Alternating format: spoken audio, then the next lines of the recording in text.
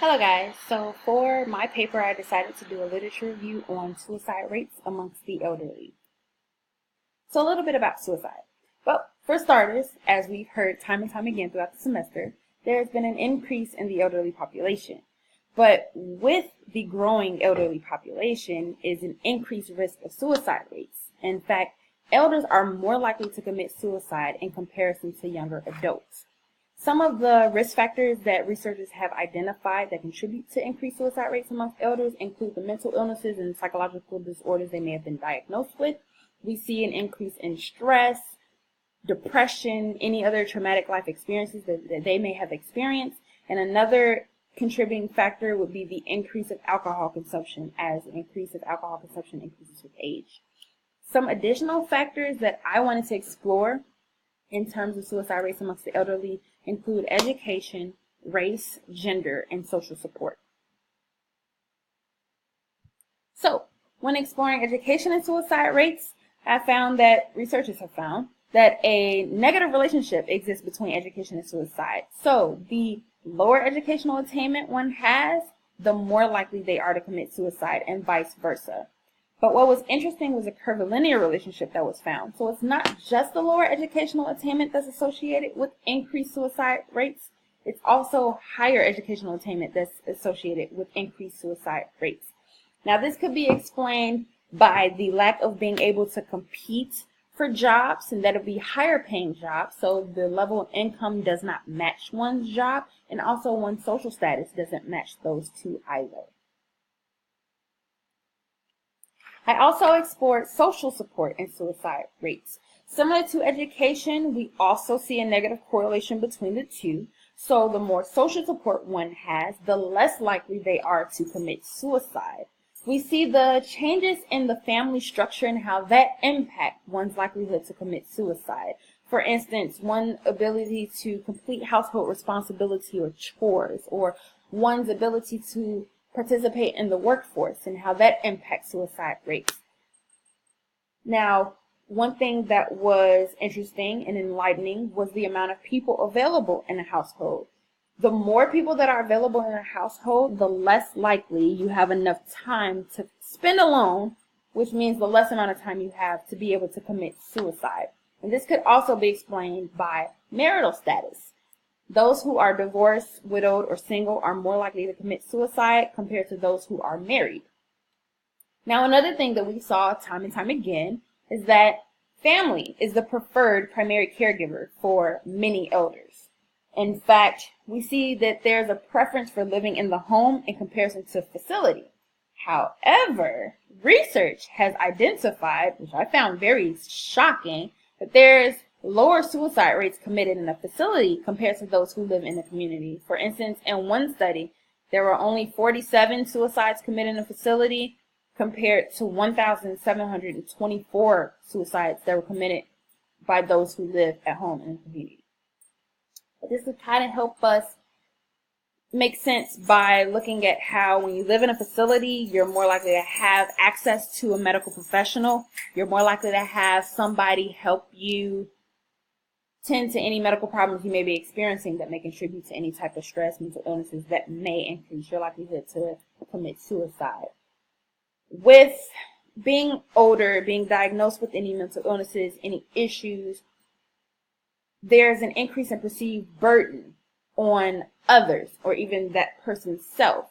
And so with that stress, we see some elders tending to want to live in a facility. But there are issues associated with living in a facility.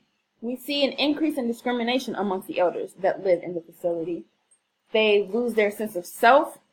They're not involved in decision-making processes.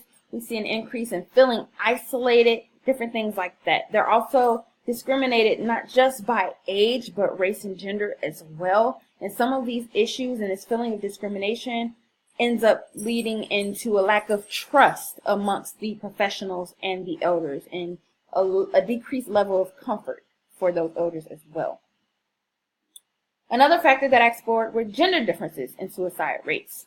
So, men are more likely to commit suicide compared to women. In fact, men are 4 times more likely to commit suicide in comparison to women. However, women are more likely to attempt suicide.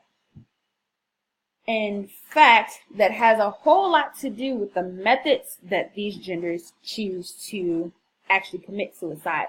Men are more likely to commit suicide using more violent means compared to women.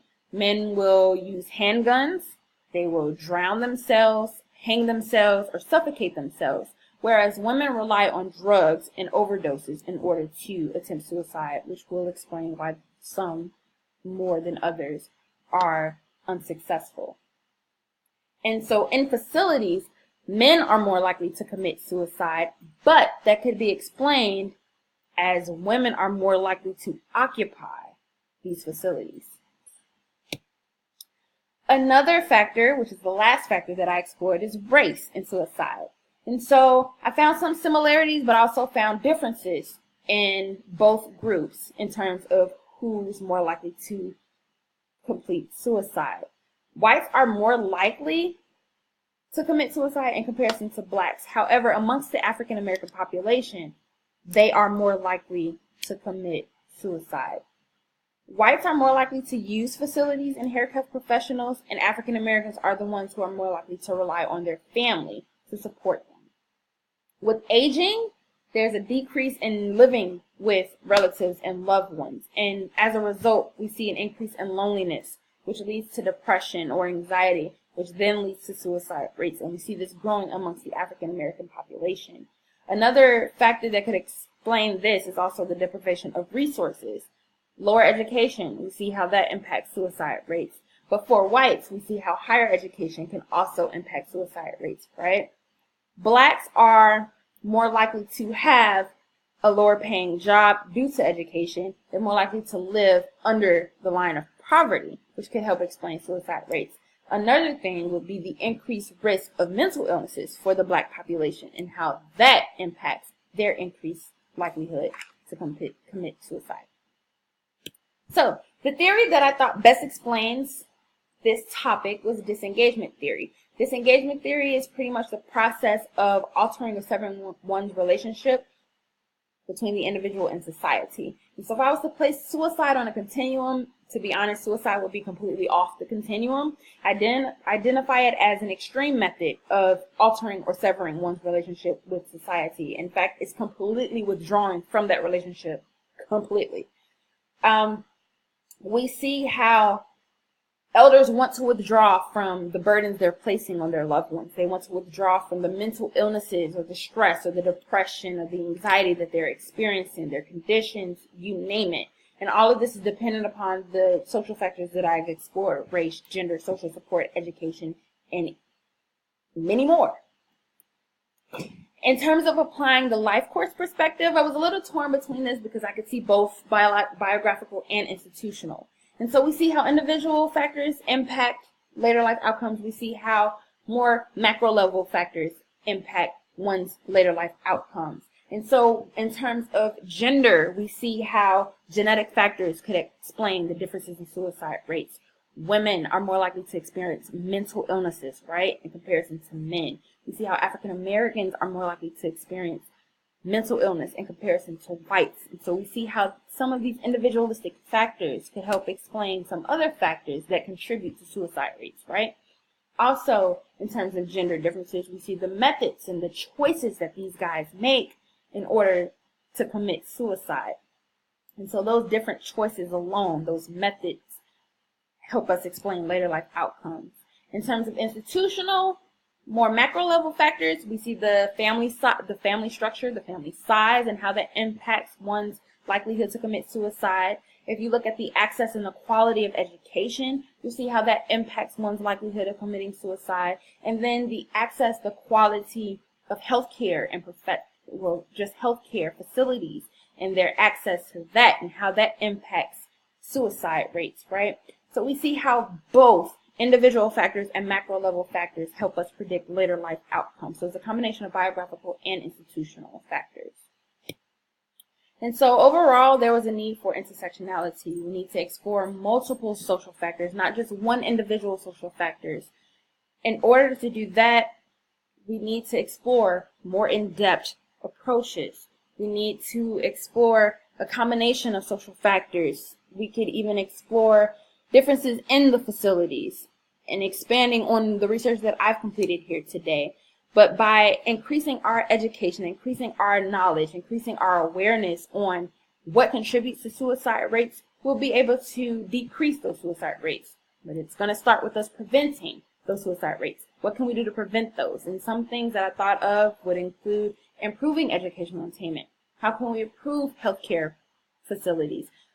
Different things like that. Access to these resources. What can we do in order to prevent suicide rates? So that instead of increasing suicide rates amongst the elderly, we can decrease suicide rates amongst the elderly. So it's going to take us some research and further research in order to be able to figure out ways in which we can accommodate the elders so that we can decrease those risks. Thank you so much for watching my presentation. If you guys have any questions, comments, or concerns, please feel free to leave feedback. Thank you.